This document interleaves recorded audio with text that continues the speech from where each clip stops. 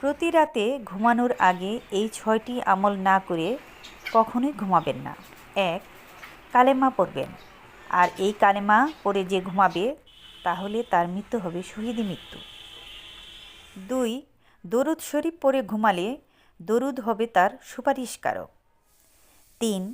ঘুমের দোয়া পড়ে ঘুমালে সারা রাত ইবাদতের সওয়াব পাওয়া যাবে। 4. আয়াতুল কুরসি পড়ে ঘুমালে সারা রাত ফেরেশতা তাকে পাহারা দেবে। 5. 21 বার বিসমিল্লাহির রহমানির রহিম পড়ে ঘুমালে প্রতিটি নিঃশ্বাসের জন্য সওয়াব লেখা হবে। আর সবশেষে 6.